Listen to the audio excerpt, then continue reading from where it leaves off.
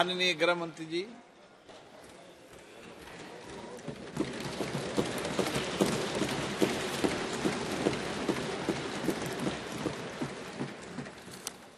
माननीय अध्यक्ष जी, मेरे लिए बहुत सम्मान और गौरव की बात है कि आज मैं इस महान सदन के सामने 3 कानून लेकर उपस्थित हुआ हूं। माननीय अध्यक्ष जी, ये एक ऐसा मौका है जब हमारा संविधान अगले वर्ष 75 साल पूरे कर लेगा। एक ऐसा मौका है जब अभी आपकी अध्यक्षता में ही इस संसद ने इस देश की मातृशक्ति को 33% आरक्षण सदनों में देकर कानून बनाने में इनकी हिस्सेदारी तय की है। और उसी समय में ये ऐतिहासिक सदन में करीब 150 साल पुराने 3 कानून जो हमारी क्रिमिनल जस्टिस सिस्टम, आपराधिक न्याय प्रणाली को गवर्न करते हैं, वो तीनों कानूनों में पहली बार मोदी जी के नेतृत्व में भारतीयता, भारतीय संविधान और भारत की जनता का चिंता करने वाले बहुत आमूलचूल परिवर्तन लेकर मैं आया हूं। माननीय अध्यक्ष जी, इंडियन पिनल कोड, इसकी जगह जो इंडियन पिनल कोड 1860 में बना, उसका उद्देश्य ही दंड देना था, उसका उद्देश्य न्याय देना नहीं था। उसकी जगह भारतीय न्याय संहिता 2023 इस सदन की मान्यता के बाद पूरे देश में अमल में आएगी। माननीय अध्यक्ष जी, सीआरपीसी, क्रिमिनल प्रोसीजर कोड 1998, इसकी जगह भारतीय नागरिक सुरक्षा संहिता 2023 इस सदन की अनुमोदना के बाद अमल में आएगी। और इंडियन एविडेंस एक्ट 1872 की जगह भारतीय साक्ष्य विधेयक 2023 अमल में आएगा। कई लोगों को मैं इस बिल को स्टैंडिंग कमेटी को भेजने के बाद मिला हूं। आज तो यहां पर बोलने के लिए तो बैठे नहीं हैं, परंतु मुझे कहते हैं क्या फर्क पड़ेगा। सुनते तो मालूम पड़ते कि फर्क क्या पड़ता। माननीय अध्यक्ष जी, एक बेजान मुर्दा पड़ा है और अगर उसमें आत्मा होती है तो जिंदा इंसान बनता है। इतना आमूलचूल परिवर्तन हमारी आपराधिक न्याय प्रणाली के अंदर आना है।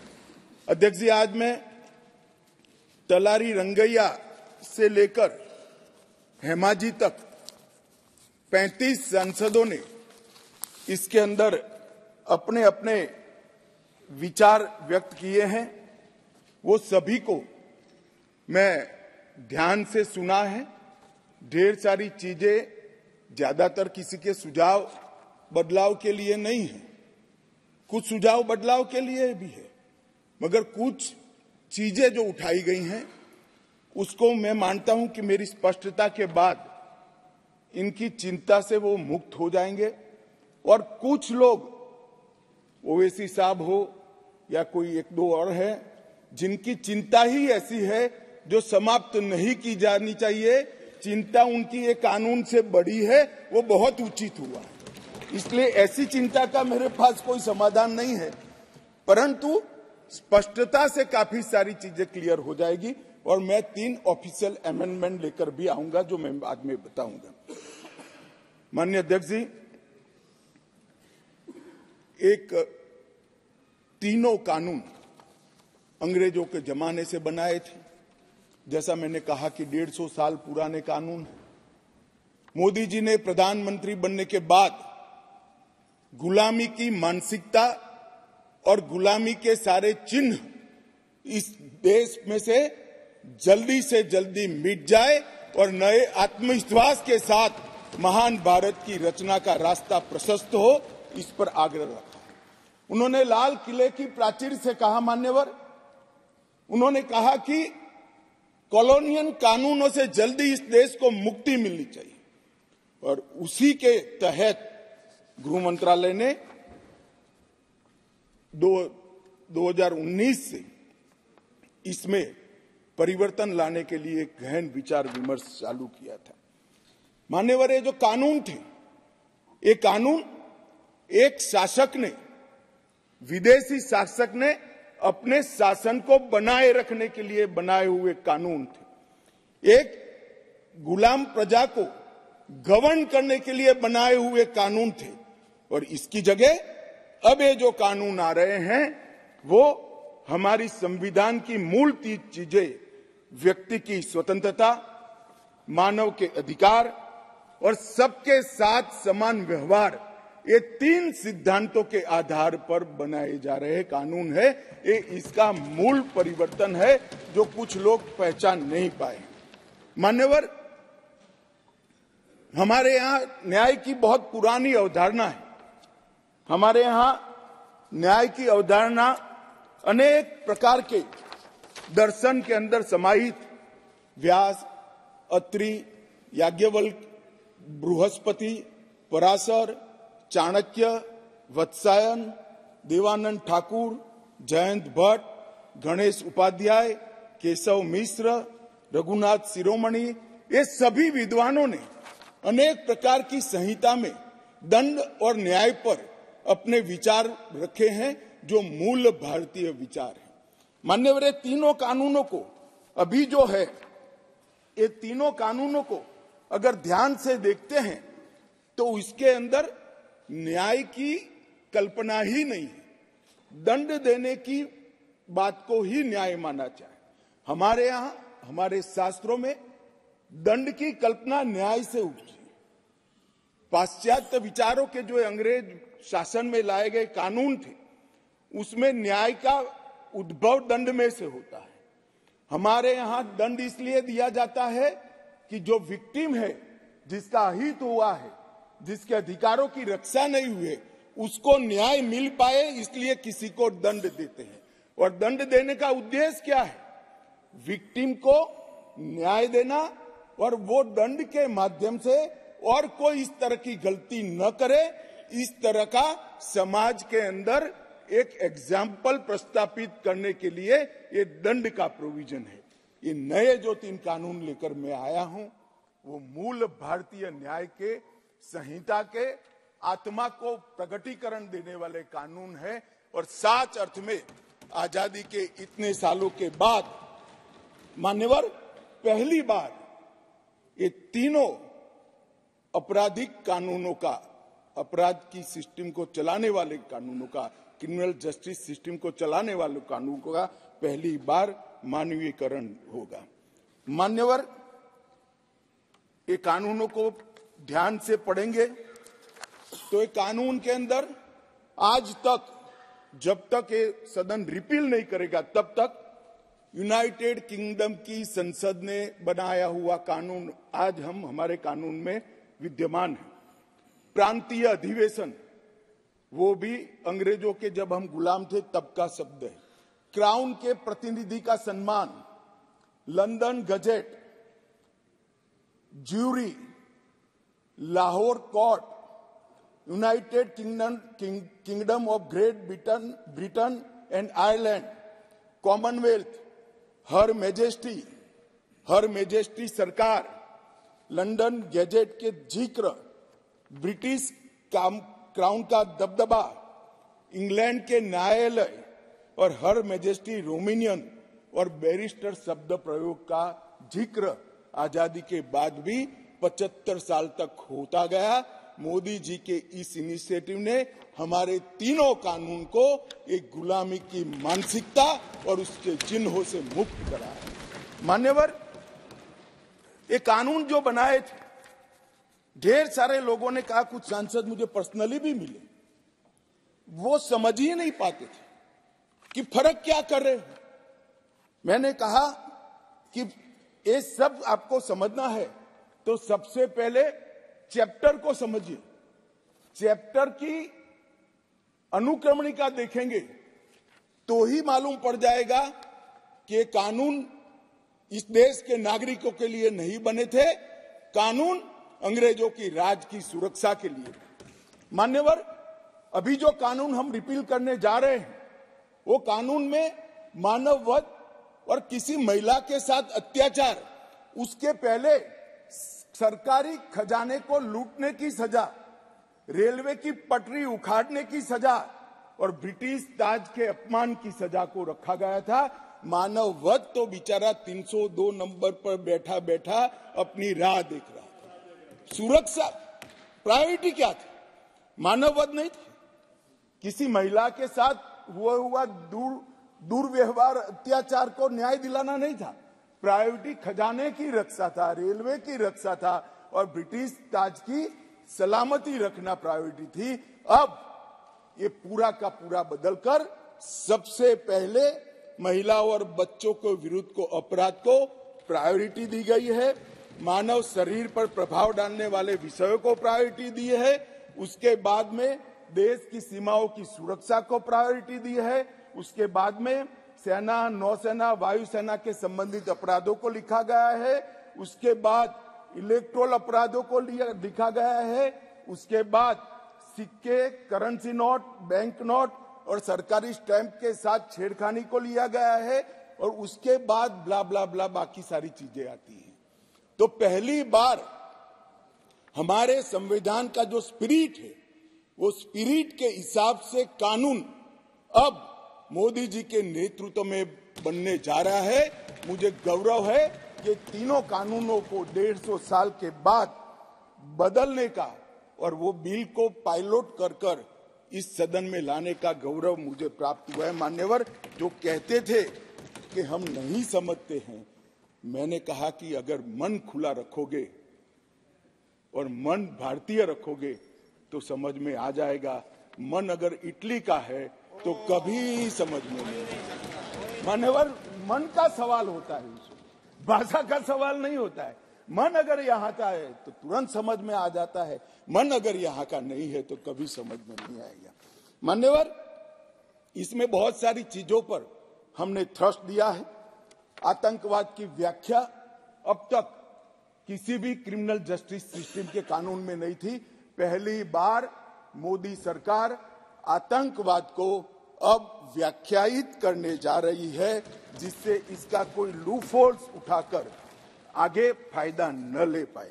मान्यवर, इसके साथ साथ राजद्रोह को देशद्रोह में बदलने का काम किया। पहले राजद्रोह की व्याख्या थी, मैं आगे डिटेल में बताऊंगा। राज से मतलब शासन था, भारत नहीं था। किसी भी राज्यकर्ता के खिलाफ कोई भी कुछ बोलता था तो इसके पर अपराध, राजद्रोह का कानून लग जाता था। हमने व्यक्ति की जगह देश को रखा है। व्यक्ति की टीका ये लोकतंत्र का सबसे अच्छा लक्षण है और देश को नुकसान करने वाले को कभी बख्शना नहीं चाहिए। ये दृढ़ता भी इसमें है। राजद्रोह को इतने साल के बाद देशद्रोह में परिवर्तित करने का काम ये कानून करेगा। मान्यवर, कानून में आज इस सदन के सभी सभासदों को गारंटी देना चाहता हूं कि आने वाले 100 साल के टेक्निकल इनोवेशन जितने भी होंगे, इसकी कल्पना कर हमारी न्यायिक पद्धति को इससे सुसज्ज करने के लिए सारे प्रोविजन इसी कानून के अंदर कर दिए गए हैं और सारी टेक्नोलॉजी का उपयोग कर जल्दी न्याय बने, इसके लिए भी हम आगे बढ़ रहे हैं। मॉब लिंचिंग का प्रावधान भी किया है। एक बार मैं किसी भाषण में चिदम्बरम साहब को सुन रहा था। उन्होंने कहा कि गृह मंत्री की परीक्षा है कि नया कानून लेकर आएंगे तो मॉब लिंचिंग का क्या करेंगे। चिदम्बरम साहब, ना आप हमारी पार्टी को समझे हो, ना हमारे सिद्धांतों को समझे हो। हमारी पार्टी की केवल एक और एक आइडियोलॉजी है, भारत का उत्कर्ष।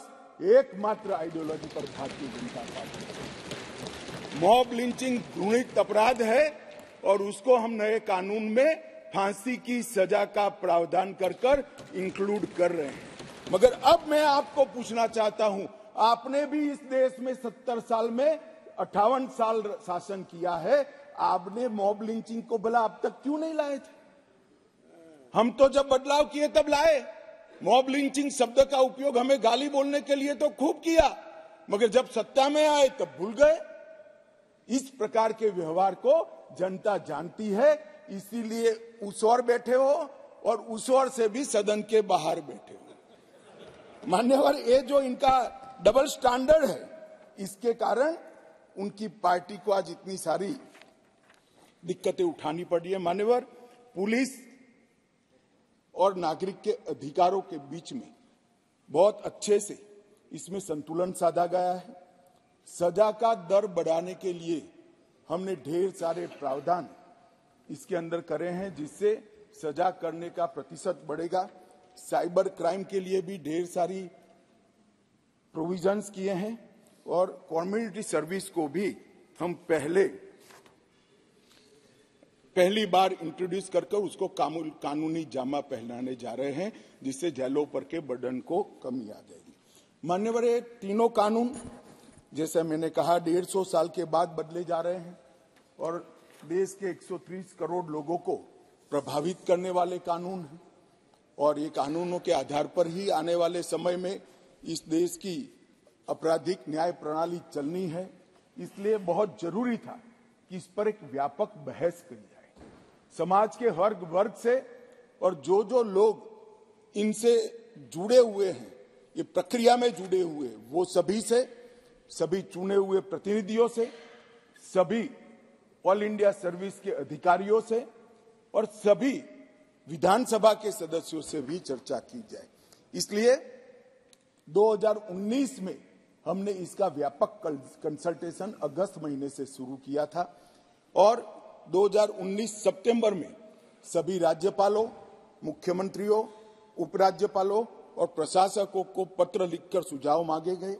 जनवरी में देश के मुख्य न्यायाधीश, सभी हाईकोर्ट्स के मुख्य न्यायाधीश, बार काउंसिल्स और विधि विश्वविद्यालय को पत्र लिखकर सुझाव माने गए।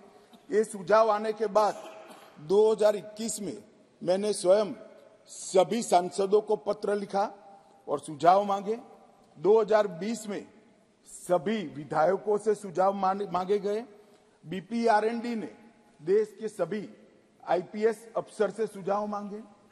गृह मंत्रालय ने देश के सभी कलेक्टरेट से सुझाव मांगे, क्योंकि कलेक्टरेट भी इसका बड़ा हिस्सा होता है।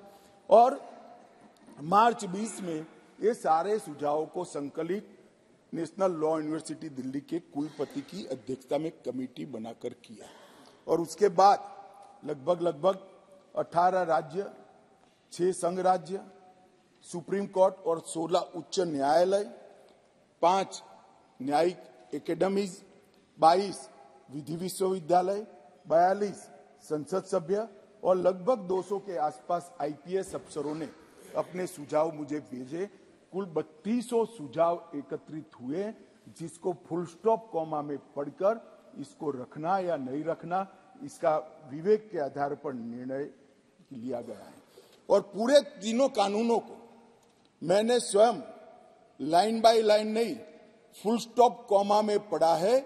58 सीटिंग मेरे 158 सीटिंग मेरे खुद के हुए हैं सुझावों को आमेज करने के लिए और कानूनों को पढ़ने के लिए। और ये सब कर हम ये कानून लेकर आए थे।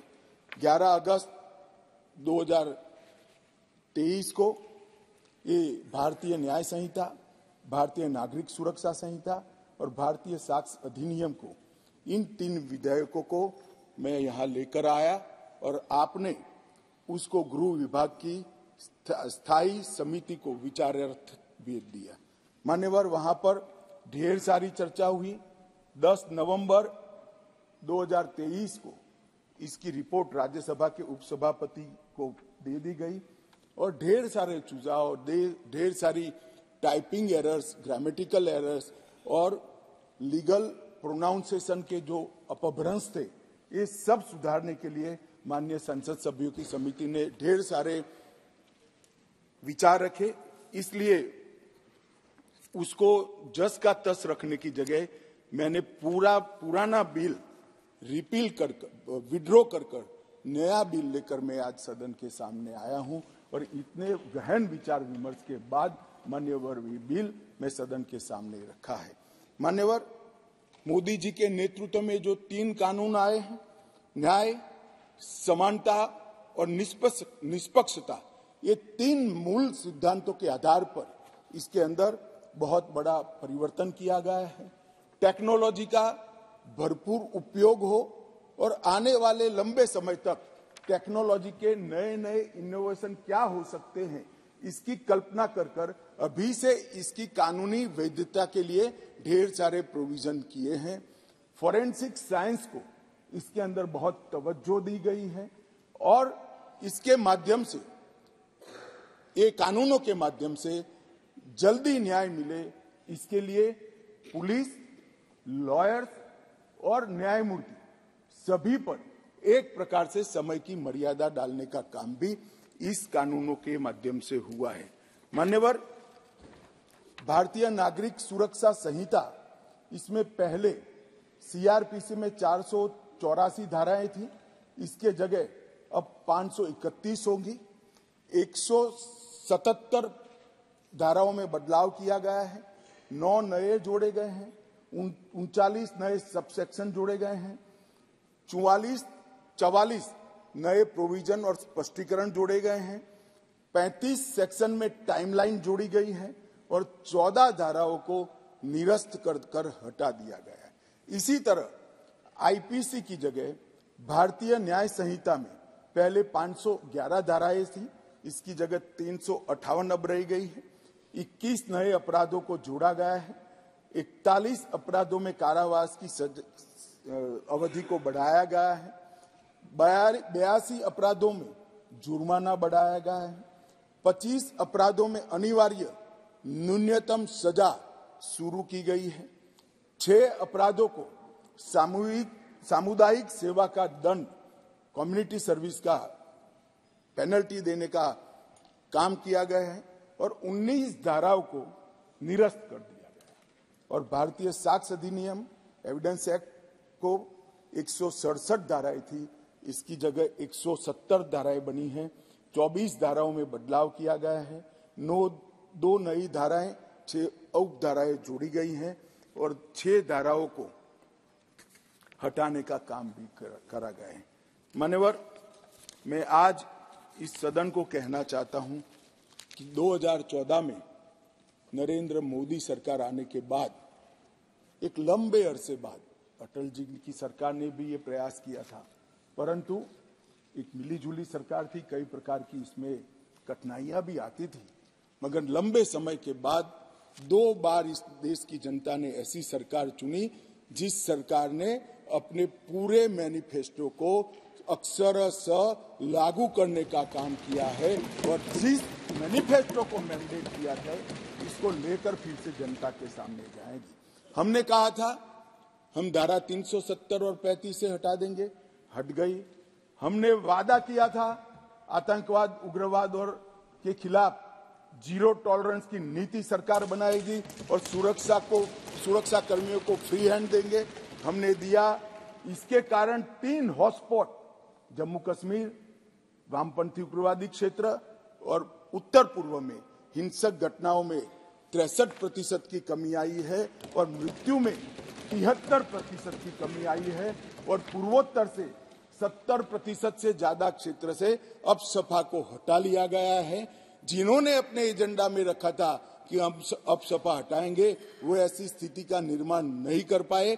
हमने नहीं रखा था, अब सपा को हटाया नहीं है, परंतु हमने इसके अमल को रिस्ट्रिक्ट करने में सफलता प्राप्त करी है क्योंकि वहां कानून और व्यवस्था की परिस्थिति ठीक हो गई। हमने मान्यवर कहा था कि अयोध्या में जितना हो सके उतना जल्दी राम मंदिर बनाएंगे और 22 जनवरी को वहां पर राम लल्ला विराजमान होगा। ये नरेंद्र मोदी सरकार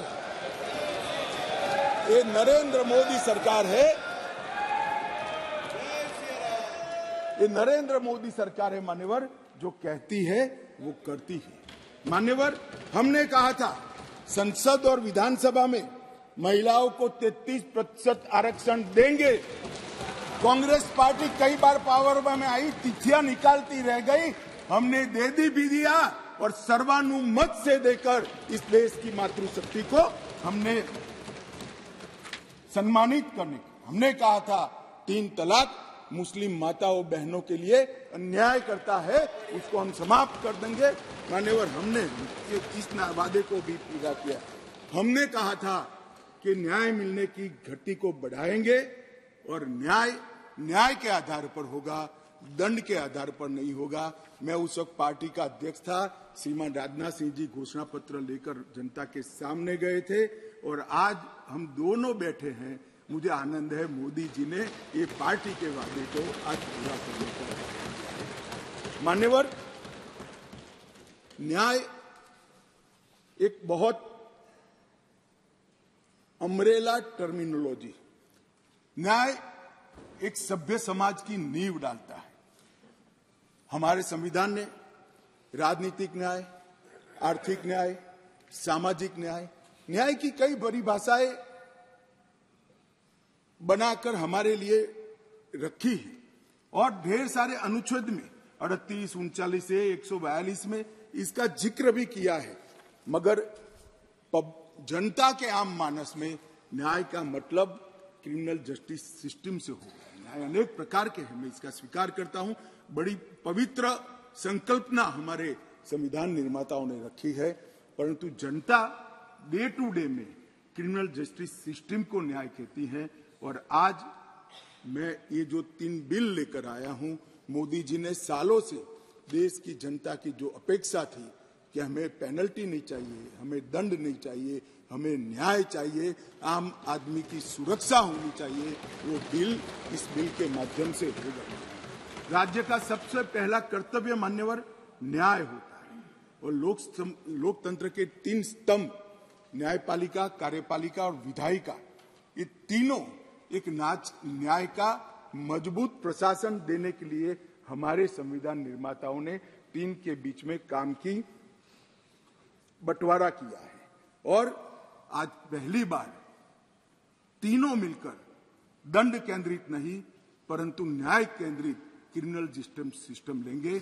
आपकी अध्यक्षता में ये न्याय यहां पर कानून बनेगा, इसका इम्प्लीमेंटेशन कार्यपालिका करेगी और इसका बाकी रहा हुआ इम्प्लीमेंटेशन न्यायपालिका करेगी।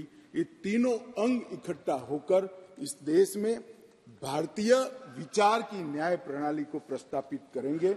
और न्याय, जैसा मैंने कहा, एक अम्ब्रेला टर्म है। न्याय कहते हैं तो बहुत बड़े समुदाय के प्रति होता है। इसमें आरोपी और विक्टिम दोनों आ जाते हैं और दंड कहने पर केवल आरोपी की तरफ ही देखा जाता है। तो संतुलन बनाते हुए नए कानून में लेकर आया हूं। यहां पहले दंड देने की सेंट्रलाइज सोच वाली कानून थे, अब विक्टिम सेंट्रिक जस्टिस इसका यहां पर उद्भव होने जा रहा है।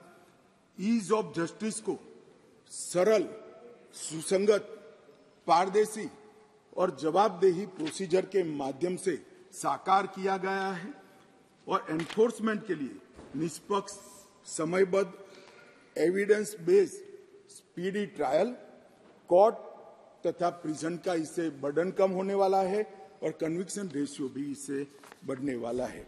मान्यवर, कई लोगों ने अलग अलग सुझाव करे हैं। पहले मैं बिल के बारे में बताकर इसका जवाब दूंगा। और सबसे बड़ी बात है मान्यवर कि जो बिल लेकर मैं आया हूं वो ढेर सारी नई चीजों को भी इसमें जगह देने वाला बिल है और इसका उपयोग करने वाला बिल है। इन्वेस्टिगेशन को हमने फॉरेंसिक साइंस के आधार पर प्रोसिक्यूशन को बल देने का फैसला किया है। बलात्कार की पीड़िता का ऑडियो वीडियो रिकॉर्डिंग के माध्यम से रिकॉर्ड लेना कंपलसरी किया है। कई सारी जगह पे मैं आगे बताऊंगा आपको टेक्नोलॉजी का उपयोग किया है और कोर्ट पर भी ढेर सारे समय को कम करने के प्रावधान पर हमने डाले हैं। मान्यवर, आज के बाद इस देश में अभी 3 प्रकार की न्याय प्रणाली है। कहीं मेट्रो जज होते हैं, कहीं नहीं होते हैं, कहीं फर्स्ट क्लास मजिस्ट्रेट होते हैं, कहीं नहीं होते हैं। एक कानून पारित होने के बाद कश्मीर से कन्याकुमारी और द्वारिका से लेकर आसाम तक सभी देश में एक ही प्रकार की न्याय प्रणाली होगी और न्याय प्रणाली का में समानता इसी कानून के माध्यम से आएगी। मान्यवर, इसमें डायरेक्टर ऑफ प्रोसिक्यूशन का एक्सटेंशन और उसका महत्व और उसको कंपलसरी करने का काम किया है, क्योंकि न्याय प्रणालिका में किसी निर्दोष को अन्याय हो जाए या तो किसी विक्टिम को न्याय न मिले, दोनों किस्सों में हमारी त्रिस्तरीय न्यायिक व्यवस्था है, उसमें अपील का बड़ा महत्व है। आज अपील का निर्णय वो ही लोग करते हैं जो वो गलती जो हुई है, मानो विक्टिम को लगता है कि मेरे साथ न्याय नहीं हुआ है, तो वो ही निर्णय करते हैं अपील करनी या नहीं करनी जिसने ये गलती की है। अब एक स्वतंत्र डायरेक्टर ऑफ प्रोसिक्यूशन हर जिले में भी बनेगा, राज्य स्तर पे भी बनेगा, जो पारदर्शिता के साथ एक केस में अपील करने लायक है या नहीं है उसका निर्णय करेगा। उसमें पुलिस का और प्रोसिक्यूटर का केवल और केवल अभिप्राय होगा, निर्णय एक तटस्थ प्रणाली का होगा जिसको डायरेक्टर ऑफ प्रोसिक्यूशन के नाम से यहाँ इंट्रोड्यूस किया गया है। पुलिस की अकाउंटेबिलिटी कई सारे मामलों में तय की है। जैसे इस देश की अदालतों में हेबियस ढेर सारी होती है, परिवारजन जाते हैं, हमारे सगा संबंधी कहाँ है हमें मालूम ही नहीं है, पुलिस कहती है हमारे पास नहीं है। अब तय कर दिया है गिरफ्तार व्यक्तियों की सूचना अनिवार्य रूप से हर पुलिस स्टेशन पर रखनी पड़ेगी और एक पुलिस अधिकारी को इसके लिए जिम्मेदार करना पड़ेगा।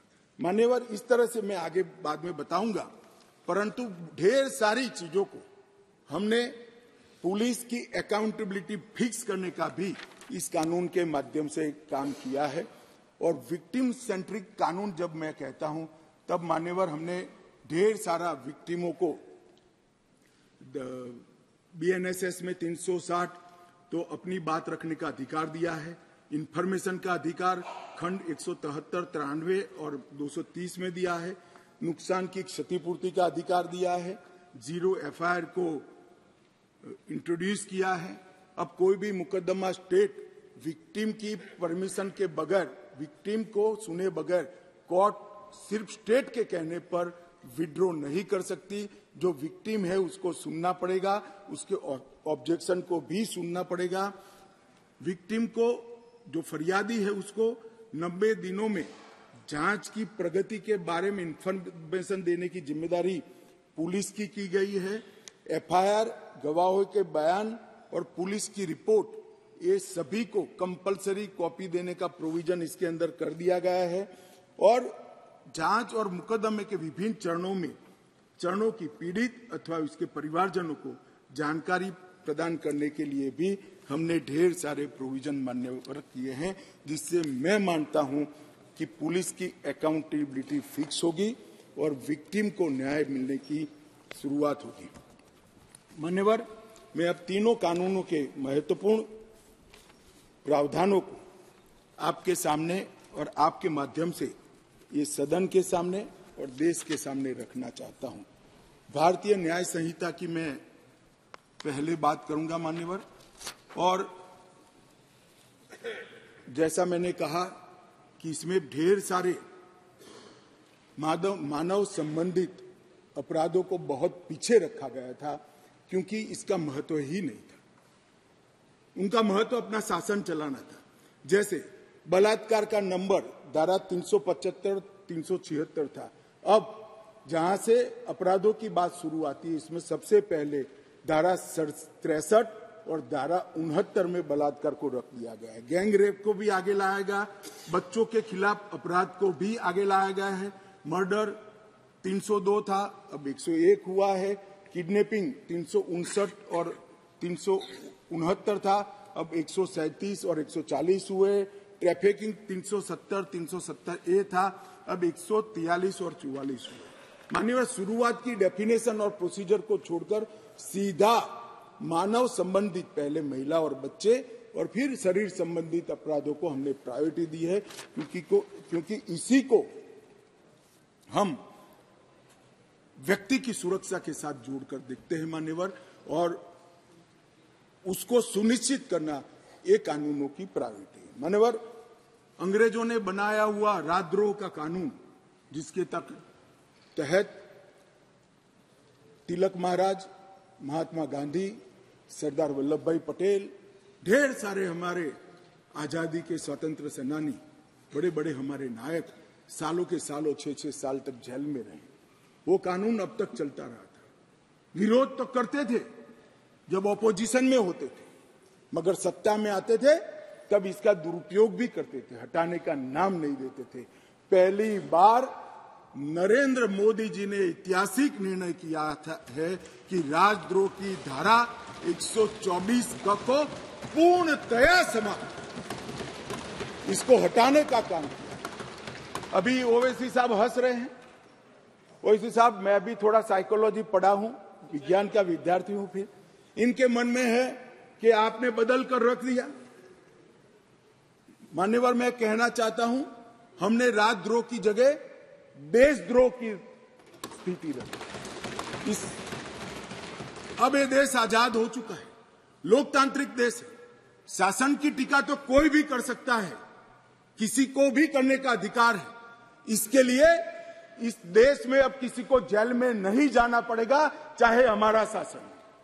मैं फर्क समझाता रहा हूं, जो बड़े कटाक्षमय तरीके से ओवैसी साहब हंस रहे इसलिए, मगर इस देश के खिलाफ कोई बोल नहीं सकता, इस देश के हितों को कोई नुकसान कर नहीं सकता। इस देश के झंडे, इस देश की सीमाएं, इस देश के संसाधनों के साथ अगर कोई खिलवाड़ करेगा तो निश्चित रूप से उसको जेल में जाए, और जेल में जाना चाहिए। मानिए, ये हमारी सरकार का थ्रस्ट है। इस देश की सुरक्षा किसी भी की सुरक्षा से सबसे ऊपर होनी चाहिए, सुप्रीम होनी चाहिए, सबसे पहले राष्ट्रपति। इसलिए जो लोग राजद्रोह हटाकर हम देशद्रोह की धारा लाए हैं, इनको अपने विचारों के कपड़े पहनाने का प्रयास करते हैं। इसलिए मैं इस पर डिटेल में बात करता हूं। मान्यवर, आईपीसी 124C, उसमें शब्द प्रयोग था सरकार के खिलाफ की गई बात। मेरी बात ध्यान से सभी सदस्य सुने। अंग्रेजों ने बनाए हुए कानून में लिखा था 124C, सरकार के खिलाफ की गई बात।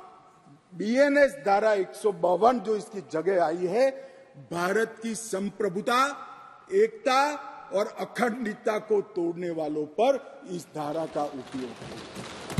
वहां सरकार शब्द प्रयोग है, यहां देश है, भारत शब्द प्रयोग है।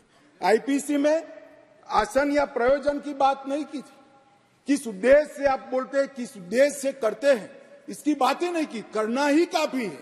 हमने इसमें देशद्रोह की डेफिनेशन में आशय की बात करी है, उसका उद्देश्य क्या है, उसका आशय क्या है, इसका महत्व है। अगर उद्देश्य देशद्रोह का है तो इसको कठोर से कठोर दंड मिलना चाहिए, और उद्देश्य अगर शासन का विरोध करना है तो उसको दंड नहीं मिलना चाहिए, उसको वाणी स्वतंत्रता का अधिकार है। अब घृणा और अवमानना, शासन की अवमानना, शासन की घृणा करना, तिरस्कार करना, इसको हटाकर हमने शब्द प्रयोग क्या किया है, सशस्त्र विद्रोह, विध्वंसक गतिविधियां और अलगाववादी गतिविधियां शब्द प्रयोग।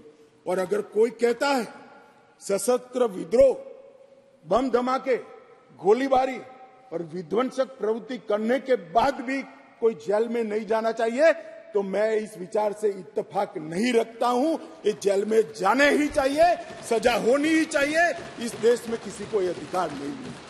मान्यवर, मैं इसलिए कहता हूं कि कुछ लोग ये नए इनिशिएटिव को अपना कलर देने का प्रयास कर रहे हैं, मगर आपका कलर, आपकी सोच, आपके विचार, आपकी नजर आपको मुबारक हो। हम तो संविधान की स्पिरिट को लेकर आगे चलने वाले लोग हैं। देश के खिलाफ जो कुछ करेगा उसको जरूर सजा होगी, ऐसा कानून में होना चाहिए। मान्यवर, आज मैं इतना ही कहना चाहता हूं कि हजारों स्वतंत्र सेनानी जो राजद्रोह की कलम के तहत अपने जीवन के सुवर्ण काल जेल में काटे, देश को आजादी दिलाने के लिए, अंग्रेजों को देश में निकालने के लिए, आज नरेंद्र मोदी सरकार के इनिशिएटिव से इनके आत्मा को एक प्रकार से जरूर संतुष्टि मिलेगी कि आजाद भारत में आज ये अन्यायी परिजन को मिलने